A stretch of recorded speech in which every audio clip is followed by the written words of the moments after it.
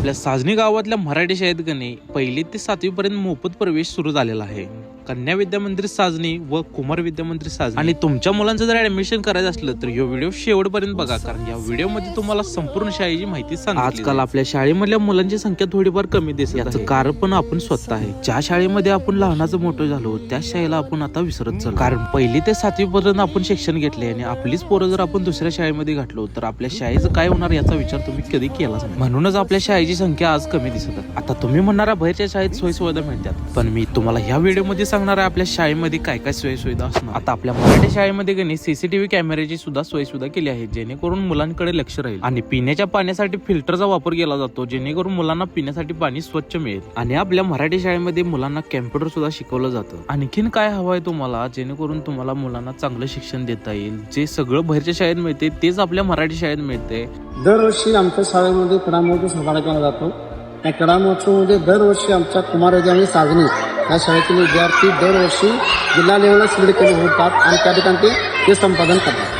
आता शिक्षणासोबत खेळ पण तेवढाच चांगला आहे. आणि आपल्या मराठी शाळेतली पोरं काय कमी, कारण आपल्या मराठी शाळेतली पोरं जिल्हास्तरीय लेवलला आपण खेळलेले. या पोरासने खो खो खेळताना बघून गणे असलं भारी वाटाल तर, कारण आपल्या मराठी शाळेमध्ये एवढं क्रीडा महोत्सव घेतात गणे, पोरं मनसुक्त खेळतात, जे बाहेरच्या शाळेत तुम्हाला असं बघायला मिळणार नाही. म्हणूनच म्हणतोय मी, मराठी शाळेत जे सुख आहे की नाही ते बाहेरच्या कुठल्याच शाळेत सुख. आणि म्हणूनच म्हणतोय येत्याला पाडव्याला की नाही आपल्या मुलांचं मराठी शाळेमध्ये ऍडमिशन करा. आपल्या कन्या विद्या मंदिर मधल्या पोरी पण काही कमी नाहीत, कारण त्या पण कबड्डी खो खो मध्ये एक्सपर्ट आहेत. कन्या विद्या मंदिर साजनीच्या विद्यार्थिनींनी तालुकास्तरीय खो खो क्रीडा स्पर्धेमध्ये घवघवीत यश संपादन केलेले आहे. उंच उडी यासारख्या वैयक्तिक क्रीडा स्पर्धांच्या मध्ये आपल्या शाळेतील विद्यार्थ्यांनी अतिशय चांगल्या पद्धतीने यश संपादन करून आपल्या गावाचं शाळेचं नाव तालुकास्तर जिल्हा स्तरामध्ये उंचवलेलं आहे. आणि मराठी शाळेतली स्वच्छता म्हटला तर विषयच नाही, कारण मराठी शाळा आता आधीपेक्षा खूप चांगली झालेली आहे. आता आपल्या मराठी शाळेमध्ये ज्यांनी ऍडमिशन केले की नाही त्या पालकांचं मत आपण जाणून घेऊया.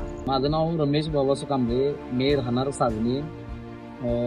कन्या विद्या मंदिर साजनीमध्ये माझ्या तिन्ही मुली शिकत आहेत आणि पहिलीपासून त्यांची प्रगती आत्तापर्यंत 1 नंबर आहे. शिक्षण चांगलं आहे. परत मुलीसनी लिखाण वाचन सराव इथले सर्व स्टाफ चांगला घेतात.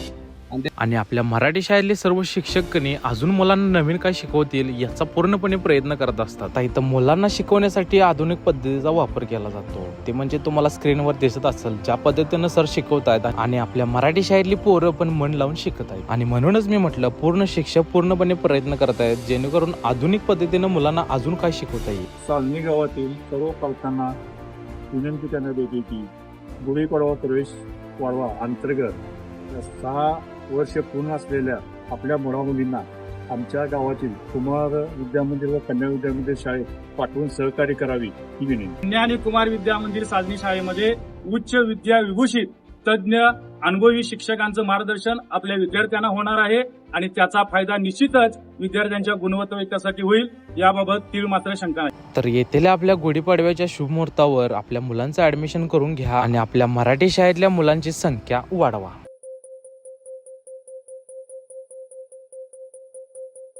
कुठे कधी हरवले कसे कोण जाणे, चोचीतले त्यांच्या गाणे.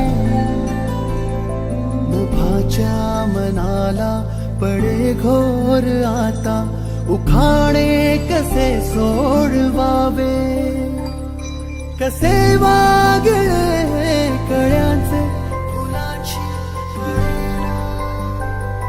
कधी वाढले दुरावे कळे ना जुरे बाग. आता सुनी सुनी सारी का कळे